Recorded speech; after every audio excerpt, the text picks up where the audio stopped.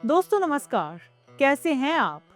आप देख रहे हैं मन कलम हुआ सीरीज और ये है इस सीरीज का 5वां एपिसोड जिसमें हम आपको रूबरू करवाने वाले हैं मिस गीतांजलि से, जिन्होंने आज के एपिसोड में बहुत सी बातें बताई भी हैं, लेकिन कुछ राज की बातें छुपाई भी हैं।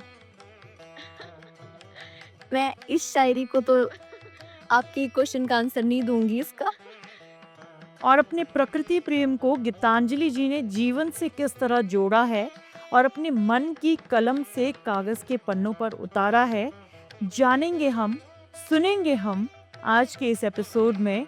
तो चलिए शुरू करते हैं।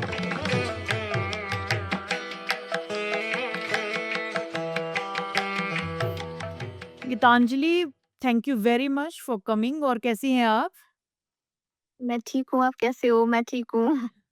मैं भी अच्छी हूँ एंड थैंक यू, आपने मुझे अभी बताया वीडियो स्टार्ट करने से पहले कि आप बीएड कर रही हैं आजकल, और एग्ज़ाम्स थे, इन सब के चलते आपसे मुलाकात में काफ़ी वक़्त भी लगा, लेकिन आज मुलाकात हो ही गई है।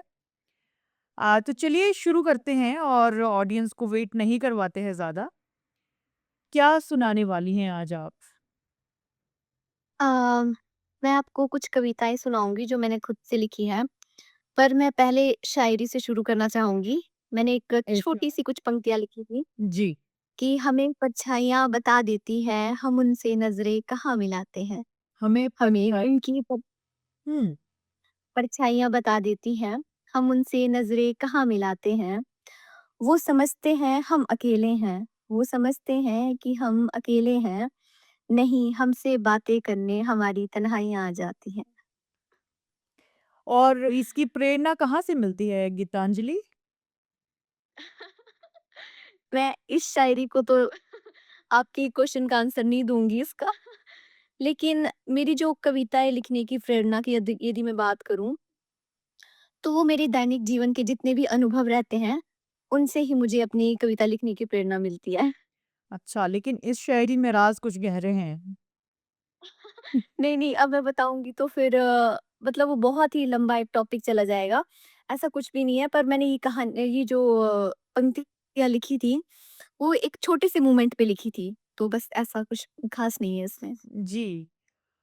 तो गीतांजलि, इसी के साथ अगर हम आगे बढ़ें और आपकी दूसरी पोएम, कविता या फिर शायरी की अगर हम बात करें तो कौन-सी सुनाएँगी आप? जी तो मैंने लिखी थी, थोड़ा बदल चुके हैं। पत्तों के गिरने के डर से पेड़ जीना छोड़ चुके हैं। हाँ, हम भी बदल चुके हैं। सोचते हैं कि ना बदले, सोचते हैं कि हम ना बदले, मगर इस सोच से भी अब बहुत भटक चुके हैं। हाँ, हम भी बदल चुके हैं। तन्हाई के आलम में क्या हो चुके हैं हम? तन्हाई के आलम में क्या हो चुके हैं? हम वही हैं या कुछ और हो चले हैं? गहराइयाँ बुनते जा रहे हैं हम, गहराइयाँ बुनते जा रहे हैं, या बुनकर शॉल हो चुके हैं। हाँ, हम बदल चुके हैं। कहीं ऐसा तो नहीं जो थे वही हो चुके हैं। पुष्प पर ओस की बूंद हुए हैं, पुष्प पर ओस की बूंद हुए हैं, या पुष्प की उपजाऊ मिट्टी बन चुके हैं। हाँ, हम भी बदल चुके हैं। लगता है पत्तों के गिरने के डर से अब पेड़ जीना छोड़ चुके हैं। हाँ, हम बदल चुके हैं, थोड़े बदल चुके हैं। बहुत खूब। लेकिन तन्हाई का जो आलम है, वो आपकी, चाहे आप शायरी कह लीजिए या फिर ये जो आपने पंक्तियाँ लिखी है, इनमें बात कर लीजिए। अब ये बदल चुके हैं, अगर हम इसे नाम दें, तो ये क्यों लिखी है आपने? अम, देखिए जो हमारा जीवन है उसमें परिवर्तन आता है। जैसे एक पेड़ है तो उसमें पतझड़ भी आएगा और पत्ते भी आएँगे। जी। तो हमारे जीवन में भी कभी सुख आता है, कभी दुःख आता है। तो थोड़ा बदल चुके हैं कि मतलब यदि हम बहुत ही दुखी हैं, तो हम उसको दुःख को सहने की क्षमता अब हमारे अंदर आ चुकी है।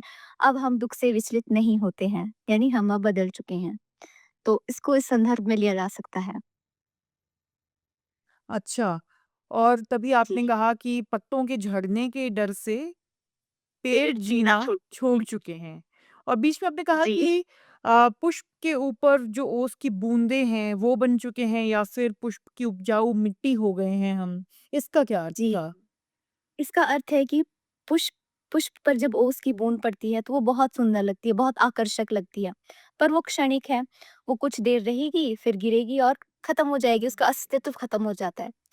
परंतु जब इंसान अपनी परिस्थितियों से लड़ता है तो वह इतना मजबूत बन जाता है कि वह उस पुष्प की उपजाऊ मिट्टी बन जाता है जो हमारे जीवन को पोषित करती है। तो इस संदर्भ में इसको मैंने लिखा था, इन पंक्तियों को लिखा था।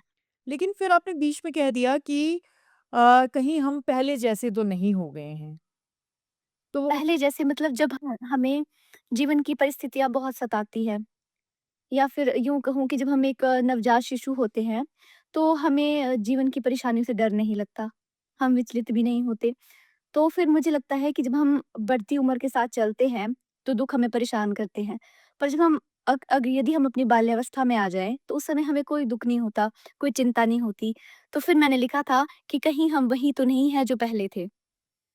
अरे! तो उस संदर्भ में मैंने ये तो लिखा आपने था। बहुत ही खूबसूरत लिखा है और मैं बहुत उत्सुक हूँ कि अब अगला आप क्या सुनाएँगी? मैंने लिखा था घर बहुत याद आता है। बीएड के समय ही लिखी है। जब मैं वहाँ सोलन में रूम पे रहती हूँ, तो मुझे घर की याद आई थी, तो मैंने लिखी थी ये कविता कि कुछ देर ही चली थी और घर याद आया। जहाँ कभी से लगा था मानो भाग चलते हैं, आज वही घर याद आया। आई माँ की आवाज़ याद और पापा की वो डाँट भी। दादी का मुझे दुलार और प्यार याद आया। सच आज मुझे घर याद आया। मुझे मेरा आंगन, मेरा गाँव याद आया, मेरे खेत, मेरे पालतू छोटे जानवर याद आए। मुझे मेरे भाई-बहन का वो झगड़ा याद आया, जो घर कभी शांति देता था, आज इस शहर के शोर में उसका सुकून देना याद आया। आज आँखें नम हुई है मेरी, जब मुझे घर का एक-एक कोना याद आया। सच आज मुझे घर बहुत याद आया। मैं हमेशा ये हाँ जी। सोचती हूँ कि पिता की झिड़कियाँ ही क्यों याद रहती है और माँ की आवाज़ ही क्यों याद रहती है? आप कुछ बताएँगी? अ, देखिए जीवन में हमें वही चीज़ प्रभावित करती है, जिनसे हम या हमारा लगाव सबसे ज़्यादा होता है। और हमें वही चीज़ अट्रैक्ट करेगी जिनसे हमारा लगाव बहुत ज़्यादा होगा। जैसे मैं आपको उदाहरण के रूप में एक चीज़ बताती हूँ, हम कभी दुकान जाते हैं, यदि हमारा पसंदीदा कलर मान लो काला है, तो काली जितनी भी वहाँ पे वस्तुएँ हैं, हमें सबसे ज़्यादा अट्रैक्ट वही करेंगी। तो इसलिए जब हम घर से दूर जाते हैं, हमारा लगाव जिन-जिन चीज़ों से होता है, हमें उसकी सबसे ज़्यादा याद आती है। तो मतलब पिता की डाँट से आपका ज़्यादा लगाव है? मैंने कहा था माँ का दुलार, पिता की डाँट हाँ, मतलब और माँ के दुलार से प्यार है लेकिन पिता की डाँट से भी प्यार है। जी। हाँ। बिल्कुल, ये भी आपने बहुत ही अच्छा लिखा है और इससे हम बिल्कुल रिलेट कर सकते हैं अपने आप को और वो लोग जो घर से एकदम से काफ़ी लंबे टाइम में रह रहे हैं, उसके बाद एकदम से घर से बाहर चले जाते हैं, तो आँखों का नम होना तो बनता है, बिल्कुल बनता है। बनता है। जी। जी। तो मैं अब दास्तान सुनाती हूँ आपको। मैंने लिखा था पतझड़। ये पत मेरी कविता का शीर्षक है पतझड़। जिंदगी कभी कभी पतझड़ लगती है, कुछ फूलता है इस पर कभी कभी, कभी वीरान सी हो जाती है, कभी महकती है फूल बनकर, कभी कांटों की चुभन कई दिन तक दे जाती है। ओस की बूंद जैसी सुंदर है पर क्षणिक भी तो है जिंदगी। जीने के लिए अच्छे पलों का इंतजार करते हो तुम, मगर कुछ पलों की ही तो है जिंदगी। पतझड़ जरूरी है, तो कहो कैसी है जिंदगी। कुछ को उजाड़ते देखा मैंने, कुछ को उजाड़ते देखा मैंने, अपने हाथों से खुद की जिंदगी। पर आसान है यूं मर जाना और कभी जीना भी मुश्किल। क्यों है ये आखिरी सी तेरी मेरी जिंदगी, कभी पतझड़ है जिंदगी, कभी पतझड़ है जिंदगी।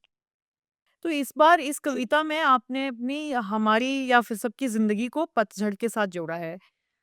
अभी तक जी। आपने 1 शायरी, 3 कविताएँ सुनाई है और जो 2 कविताएँ हैं आपकी, वो प्रकृति से जुड़ी हुई हैं। आपकी जो थॉट प्रोसेस है, वो आप प्रकृति के ज़रिए सुनाना ज़्यादा पसंद करती हैं, ऐसा क्या है? सबसे पहली बात तो ये है कि मैं प्रकृति प्रेमी हूँ बहुत, बहुत ज़्यादा। और दूसरी बात है कि हमें जीवन के अनुभव सिखाते हैं, पर हमें जितना प्रकृति सिखाती है शायद उतना कोई नहीं सिखा सकता। तो इसलिए क्योंकि देखिए ना ज़िंदगी में जब हमारी जितनी भी ऋतुएँ आती हैं, तो वो बदलती है, मौसम बदलता है और उस मौसम के बदलने के साथ हमारी जो दैनिक जीवन की क्रियाकलाप है वो बदल जाते हैं। तो जब प्रकृति परिवर्तन करती है तो हमारे मनुष्य के जीवन में जब परिवर्तन आते हैं, तो उस समय व्यक्ति विचलित हो जाता है, परेशान हो जाता है। आपने थोड़ा गौर किया होगा इन पंक्तियों पर कि मगर कुछ को उजाड़ते देखा मैंने खुद के हाथों से अपनी ज़िंदगी। तो मतलब व्यक्ति इतना परेशान हो गया है अपनी ज़िंदगी से कि वो सुसाइड तक करने की सोचता है। हुँ। इसलिए मैंने इसको जो शीर्षक दिया था पतझड़, यानी जब पतझड़ आता है तो पेड़ वीरान हो जाते हैं, वो देखने में इतने सुंदर भी नहीं लगते हैं, परंतु वो जीना तो नहीं छोड़ते। वो कुछ समय प्रतीक्षा करते हैं नए पत्तों की आस में, नए जीवन की आस में। पर आज का जो खासकर युवा वर्ग है, वो आत्महत्या का ही एक मार्ग चुनता है। तो इसलिए मैंने कहा था कि पतझड़ जिस तरह से ज़रूरी है, जीवन में मुसीबतें आना भी स्वाभाविक है। परंतु हमें उन मुसीबतों से लड़ना है और नए पत्तों के आने का इंतज़ार करना है। और वो नए पत्ते अर्थात आएँगे ज़रूर। जी, जी, ज़रूर आएँगे परंतु आपको उसके लिए बहुत प्रतीक्षा करनी पड़ेगी। हाँ, मतलब वो परीक्षा और प्रतीक्षा दोनों लाज़मी हैं क्योंकि वही हमें मज़बूत भी बनाती हैं। थैंक यू जी, वेरी मच गीतांजलि। आपने ना केवल अपनी कविताएँ शेयर की है बल्कि अपने बहुत ही गहरे विचार और जिस तरह से मैंने आपसे अपनी शंकाएँ भी कुछ पूछी है, तो आपने उसका बहुत ही अच्छे से जवाब दिया है। मैं आपकी बातों में कुछ समय के लिए खो गई थी, लेकिन हमारे एपिसोड्स की ये थोड़ी-सी लिमिट है कि हम इन्हें अभी थोड़ा-सा छोटा बना रहे हैं। लेकिन मुझे पूरी उम्मीद है कि हमारी ऑडियंस और भी डिमांड करेगी और हम आपको फिर से शो पर लेके आएँगे। Thank you very much. Thank you so much, thank you. तो साथियों ये था इस सीरीज का 5वां एपिसोड। अगर आप भी लिखना पसंद करते हैं और अगर आप हमारे कांटेक्ट में हैं और आप चाहते हैं कि इस प्लेटफॉर्म के माध्यम से हम बाकी लोगों तक आपका लिखा हुआ पहुंचाएं, आपको दूसरों को सुनवाएं, तो प्लीज़ आप हमसे कांटेक्ट कीजिए, हमें बहुत खुशी होगी। हम मिलेंगे आपसे अपने अगले एपिसोड में। तब तक के लिए खुश रहिए, आबाद रहिए, बढ़ते जाइए, लिखते जाइए, सुनते जाइए, सुनाते जाइए। Okay bye.